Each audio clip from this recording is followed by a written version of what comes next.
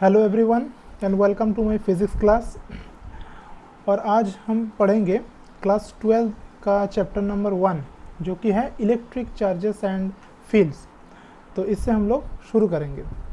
तो पहले एक चीज़ मैं बता दूं कि इलेक्ट्रिक चार्ज कहाँ से आता है। तो देखो, हम लोग जानते हैं कि कोई भी एक एटम होता है, उसमें क्या रहता है, उसके अंदर न्यूक्लियस होता है और न्यूक्लियस के अंदर प्रोटॉन और न्यूट्रॉन रहते हैं और उसके चारों तरफ इलेक्ट्रॉन्स घूमते हैं। अब क्या होता है कि अगर इलेक्ट्रॉन एक एटम से दूसरे एटम में चले जाए तो फिर वो जो एटम है वो क्या हो जाता है, वो आयोनाइज हो जाता है, यानी कि उसमें एक चार्ज आ जाता है। अगर इलेक्ट्रॉन बाहर से उसमें आता है तो उसमें नेगेटिव चार्ज हो जाता है, और अगर कोई एटम से इलेक्ट्रॉन बाहर कहीं चला जाता है तो वो हो जाता है पॉजिटिवली चार्ज। तो इस तरह से कोई भी एटम चार्ज्ड हो जाता है, ठीक है। और चार्ज हो जाने को कहते हैं हम इलेक्ट्रिफिकेशन। ओके, तो यहाँ पे हम लोग देखेंगे कि बेसिकली स्टैटिक इलेक्ट्रिसिटी के बारे में यहाँ पे हम लोग बात करेंगे। स्टैटिक इलेक्ट्रिसिटी क्या है, मतलब इलेक्ट्रोस्टैटिक, मतलब इलेक्ट्रिक चार्ज जो कि स्टैटिक है, मतलब कि दैट इज़ नॉट मूविंग। एक चार्ज जो कि मूव नहीं कर रहा है, तो उस पर जो भी थ्योरी है, जो भी कुछ यहाँ पे होगा, वो सब स्टैटिक चार्ज के ऊपर बेस्ड, ठीक है। तो यहाँ पे मैं दिखाता हूँ। अब देखो, हम चार्ज कैसे मतलब किसी चीज़ पे अप्लाई कर सकते हैं, मतलब स्टैटिक चार्ज। तो देखो, इसके दो प्रोसेस होते हैं। एक होता है बाय रबिंग। रबिंग मतलब कि घिसना। अगर हम कोई भी दो चीज़ ले लें, जैसे कि मान लो एक सिल्क का कपड़ा और एक कांच ले ले, उसको अगर हम घिसेंगे तो क्या होगा कि एक में पॉजिटिव चार्ज आएगा, एक में नेगेटिव चार्ज आएगा, और दोनों ही इलेक्ट्रीफाई हो जाएंगे। तो ये एक प्रोसेस हुआ, रबिंग प्रोसेस।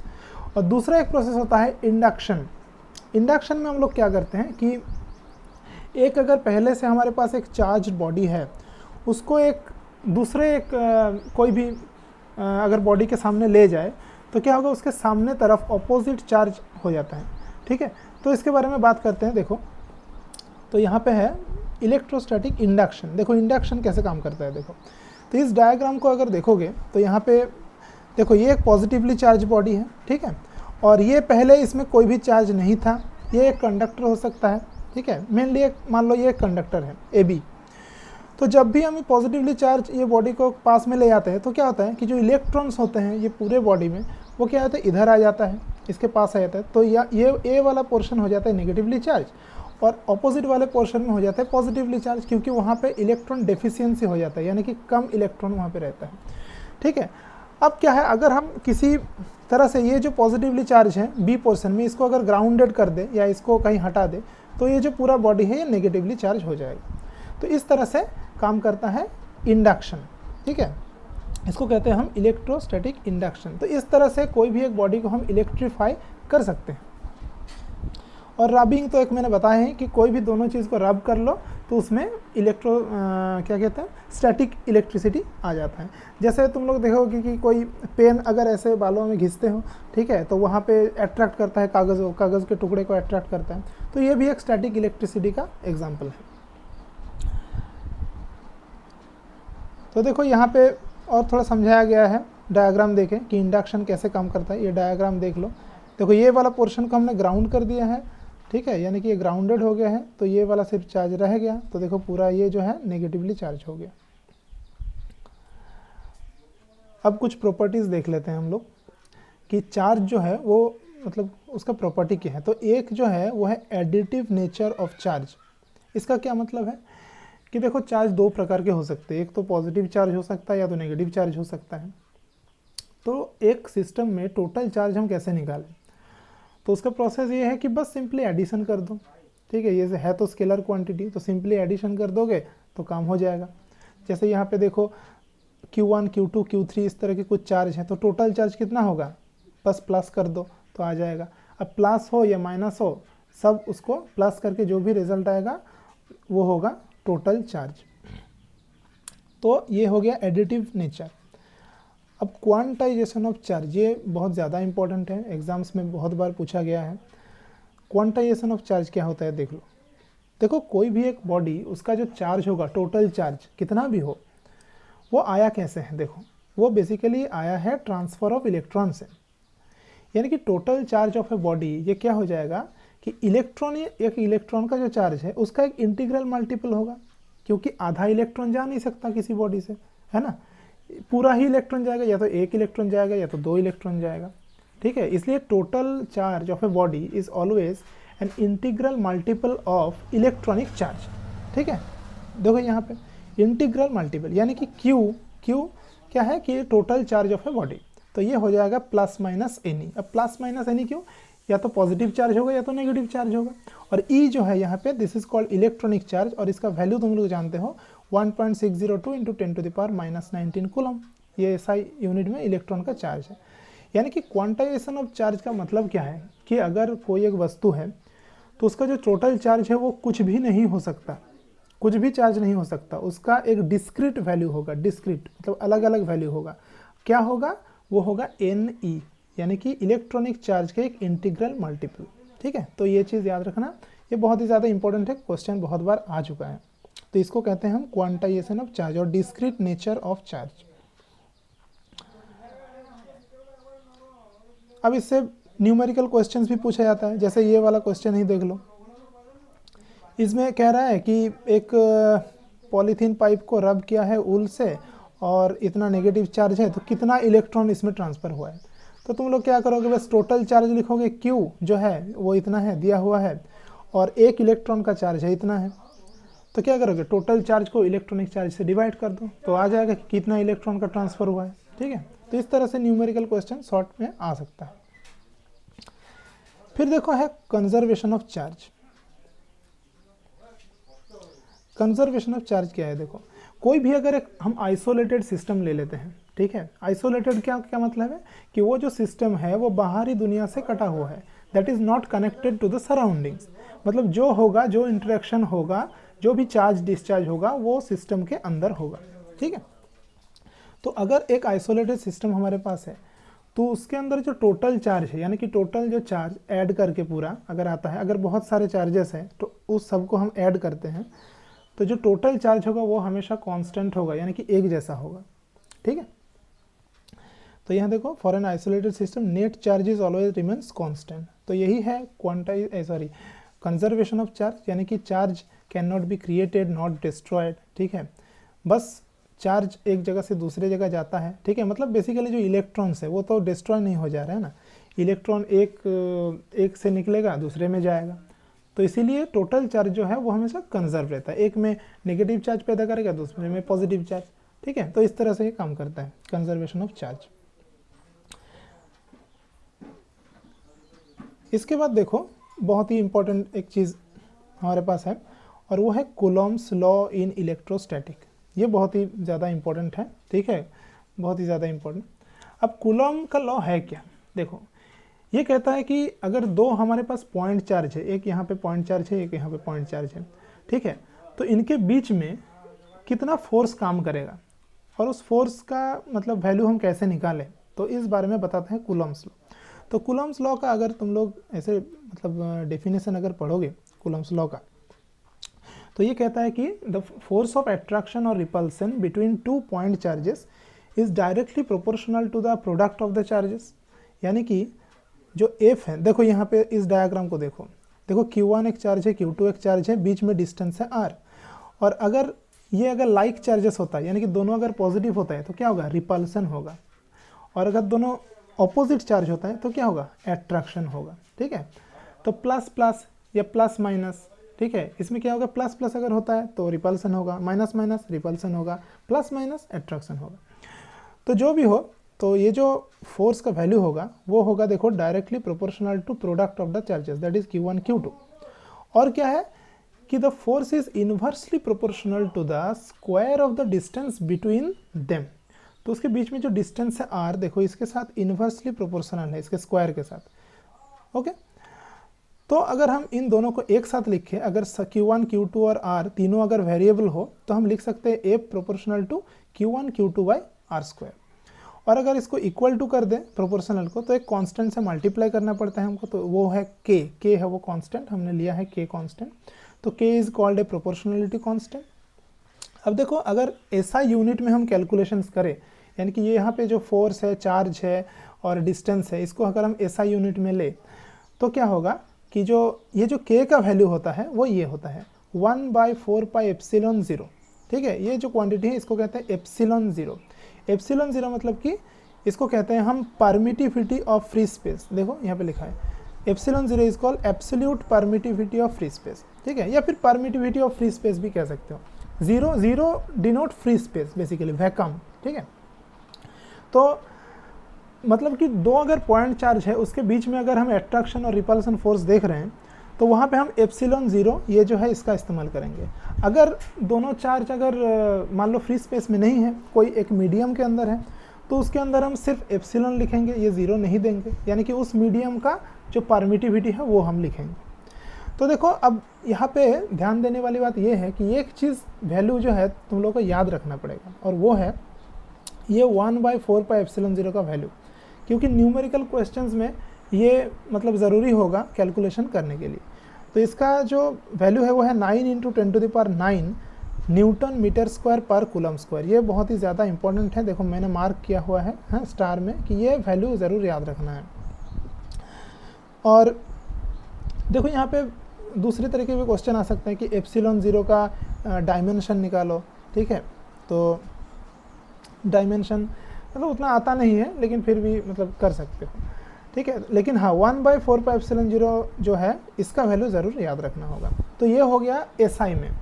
और सीजीएस में के का वैल्यू होता है 1। ये जो के कांस्टेंट है ना, अगर हम सीजीएस में लेते हैं सब वैल्यू, अगर एफ Q1 Q2 R इस सब का वैल्यू हम सीजीएस में लेते हैं तो हम के का वैल्यू हम 1 पाते हैं उसमें, ठीक है। ओके, तो देखो यहाँ पे एफ वैक्यूम मतलब कि वैक्यूम के अंदर जो फोर्स होगा वो इतना होगा, ये 9 × 10⁹ से ये मल्टीप्लाई हो जाएगा, ठीक है। तो ये मैंने एसआई में लिख दिया है। अब इससे देखो क्वेश्चन क्या आ सकता है, न्यूमेरिकल क्वेश्चन बहुत ही आसान आ सकता है, बस फॉर्मूला में पुट कर दो और आंसर आ गया। यहाँ पे देखो what is the force between two small charge spheres having this and this charge और प्लेस 30 सेंटीमीटर इन एयर। अब देखो ये क्वेश्चन बहुत लोग क्या करते हैं कि डायरेक्ट फार्मूला में पुट कर देते हैं, लेकिन इसमें गलती हो जाता है। क्या गलती हो जाता है, यूनिट का।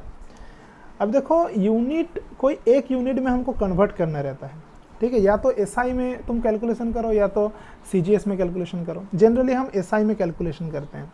तो यहाँ पे देखो जो डिस्टेंस दिया हुआ है कि दोनों जो स्फीयर है उसके बीच में डिस्टेंस दिया हुआ है 30 सेंटीमीटर, तो इसको पहले मीटर में कर लेना होगा और फिर यहाँ पे पुट कर दो आर की जगह पे, ठीक है। तो फिर जो रिजल्ट आएगा वो न्यूटन में आ जाएगा, क्योंकि फोर्स का यूनिट होता है न्यूटन, ठीक है।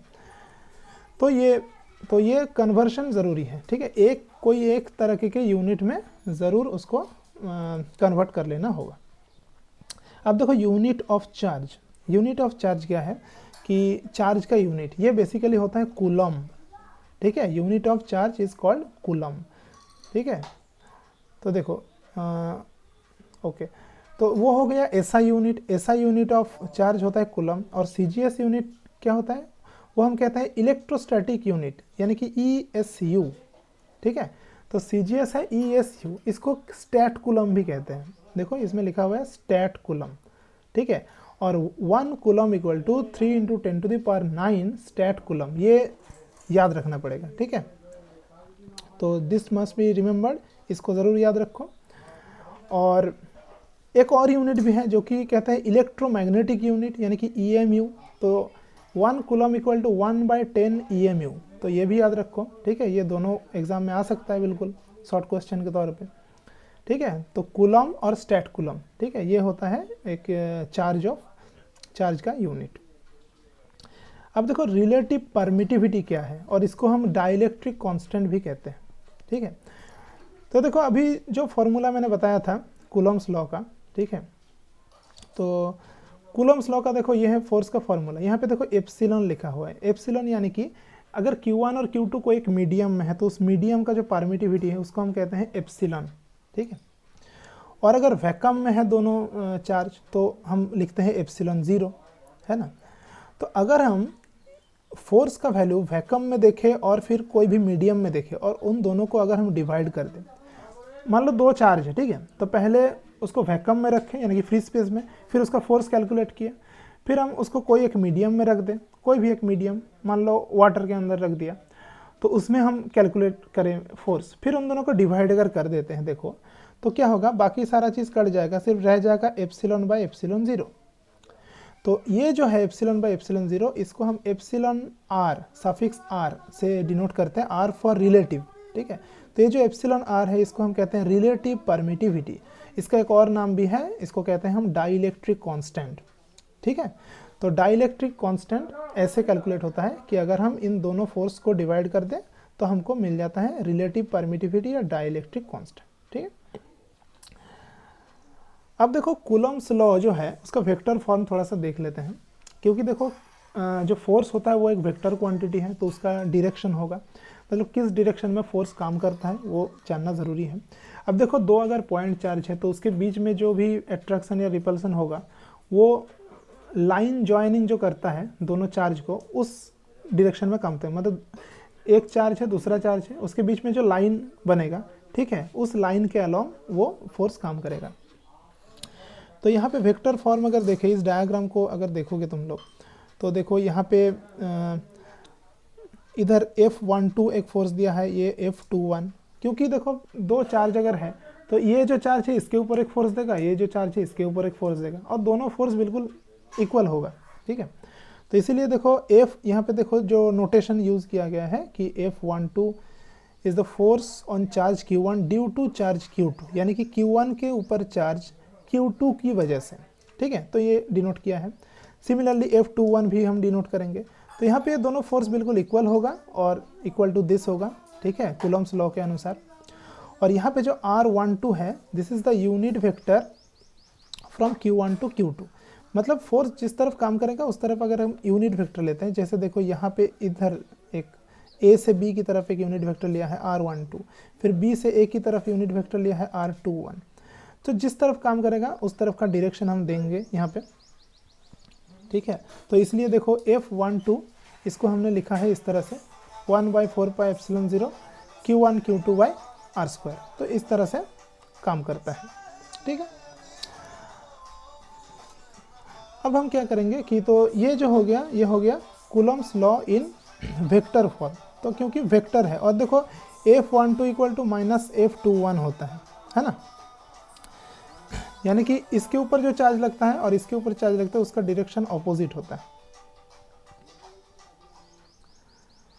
अब देखो प्रिंसिपल ऑफ सुपरपोजिशन, ठीक है, प्रिंसिपल ऑफ सुपरपोजिशन क्या है, ओके 1 मिनट।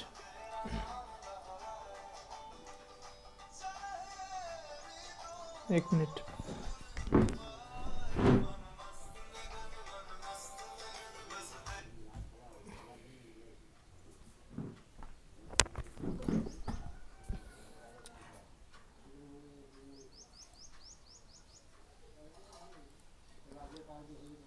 ओके, तो यहाँ पे हम क्या देखेंगे कि प्रिंसिपल ऑफ सुपरपोजिशन हम किसको कहेंगे।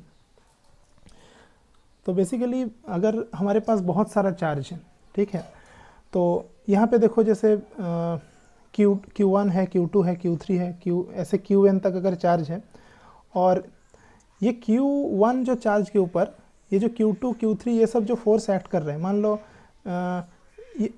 Q1 के ऊपर F12 फोर्स दे रहा है, फिर ये जो Q3 वाला है F13 दे रहा है, तो इस तरह से जो भी फोर्सेस होगा इन सबको अगर हम वेक्टोरियली ऐड कर दें तो हमको मिल जाएगा total force on Q1।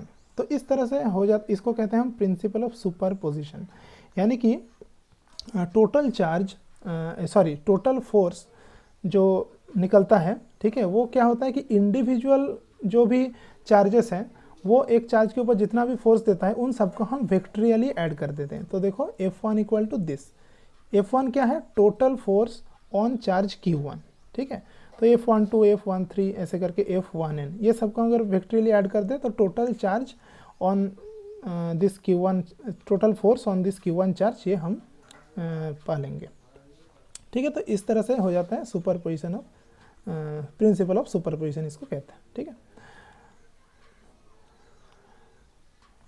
Okay, तो आज का क्लास यही तक था। आई होप कि तुम लोग कुछ सीखे होंगे इस क्लास से। अगर ये क्लास पसंद आया है तो इस तरह के क्लास मैं और बनाऊंगा, तो इसके लिए एक लाइक दे दो और मेरे यूट्यूब चैनल को सब्सक्राइब कर लो, ठीक है, ताकि जो नेक्स्ट जो वीडियोस आएंगे, क्लासेस आएंगे, उनका नोटिफिकेशन मिल जाए। तो चैनल को ज़रूर सब्सक्राइब करो और शेयर करो इस वीडियो को, ठीक है। इस चैनल पे मैं फिज़िक्स के रिलेटेड कंटिन्यू अपलोड करूँगा जो भी वीडियोस होंगे क्लास 12 के लिए, फिर बाद में क्लास 11 के लिए। ओके, तो चलो सब लोग अच्छे रहो। Okay, thank you for watching my video.